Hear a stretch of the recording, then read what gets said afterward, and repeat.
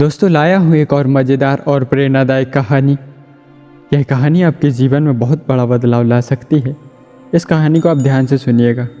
बहुत समय पहले की बात है। एक राज्य में एक राजा राज करता था।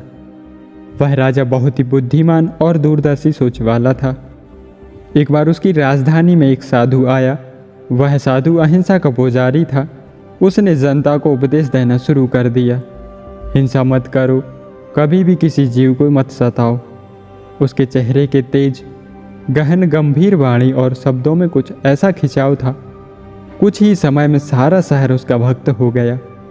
शहर से बाहर उसने एक कुटिया बनाई और दिन रात वह श्रद्धालुओं की अपार भीड़ से घिरा रहने लगा।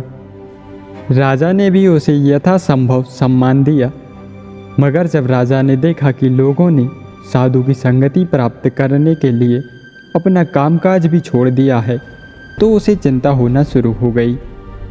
प्रजा ही नहीं, राजा की सारी सेना भी साधु की भक्त होकर अहिंसा का गुणगान करने लगी थी।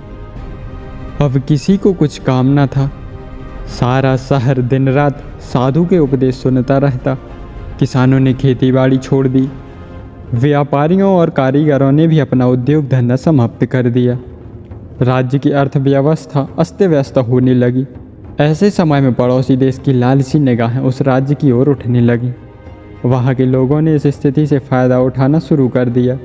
वे सीमा के अंदर घुसकर लूटपाट करने लगे, किंतु इधर किसी के कान पर जूं भी न रेंगी। सब पर अहिंसा का भूत सवार था। राजा ने जब अपने सैनिकों को घुसपैठियों को मार भगाने का आदेश दिया, तो सब एक साथ बोले, नहीं, हिंसा करना पाप है। राजा का चैन उड़ चुका था। एक तरफ वह राजा था और दूसरी तरफ साधु महाराज थे। लोगों ने राजा को छोड़कर साधु महाराज की शरण ग्रहण कर ली। एक लंबे विचार विमर्श के बाद उस राजा को एक युक्ति सूझी। उसने अपने कुछ विश्वास पात्र सेवकों को बुलाया और उन्हें अपनी योजना से अवगत कराया। फिर एक रात उस राजा ने अपने उन्हीं सेवकों के साथ मिलकर एक योजना बनाना शुरू कर दिया। उस राजा के एक निजी चिड़ियाघर में एक शेर रहता था। राजा ने उसे एक कठघरे में बंद करवाया और सेवकों को आदेश दिया, इसे साधु महाराज की कुटिया के पास ले चलो। कुछ ही देर में वे सब शेर सहित साधु की कुटिया पर मौजूद थे।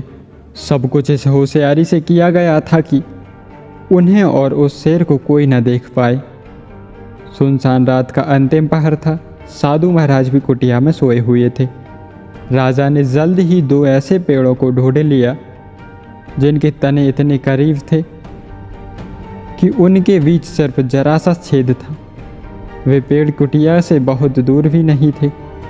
राजा ने खुशी और उत्साह से भरकर अपने साथियों से धीरे से कहा, शेर को पेड़ के पास ले जाकर उसकी दुम को इस छेद से गुजार दो। ऐसा ही हुआ।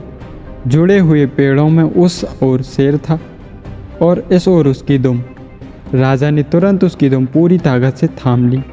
राजा के अलावा और लोग खाली पिंजरा को लेकर वापस लौट गए। अब वहाँ सिर्फ राजा और शेर था। शेर ने क्रोध से भरकर दहाड़ लगाई और तेजी से पलटकर राजा को पंजा मारना चाहा, मगर वह ऐसा न कर सका, इसलिए कि उसके और राजा के बीच पेड़ों की तने की दीवार थी। राजा उसकी दुम को पूरी ताकत से खींचे हुए था और चिल्लाता भी जा रहा था, बचाओ बचाओ, शेर आ गया, शेर आ गया। यह चीख सुनकर साधु महाराज की आंख खुल गई। बाहर आए और यह दृश्य देखकर वह स्तब्ध रह गए। राजा ने गिड़गिड़ाकर प्रार्थना की, महाराज, इस शेर को मार डालिए, जल्दी कीजिए, मैंने इसकी पूंछ पकड़ रखी है। यह सुनकर साधु को जैसे होश आया, अपने कानों पर हाथ रखकर बोला, नहीं नहीं, मैं तो अहिंसा का पुजारी हूँ, मैं शेर की हत्या नहीं कर सकता। राजा ने बहुत अनुनय विनय किया। साधु महाराज को राजा पर दया तो बहुत आई, किंतु उन्हें अपने सिद्धांत से हटना मंजूर नहीं था। आखिर राजा ने उससे निवेदन किया, साधु महाराज, यदि आप शेर का वध नहीं कर सकते तो आकर तनिक इसकी पूंछ ही थाम लीजिए, ताकि मैं इसे यहीं मार डालूं। बहुत सोच विचार करने के बाद साधु ने शेर की दुम थामना स्वीकार कर लिया। साधु के हाथ में दुम थमाकर राजा वहाँ से हट गया। शेर को मारने के बजाय वह राजा एक जगह पर बैठकर आराम करने लगा। शेर झटके पर झटका दे रहा था। उसकी दुम साधु के हाथों से फिसलती जा रही थी। अब तो वह बुरी तरह से बौखलाया। वे जानते थे कि यदि सिर छूट गया तो सीधा उन्हीं पर धावा बोलेगा।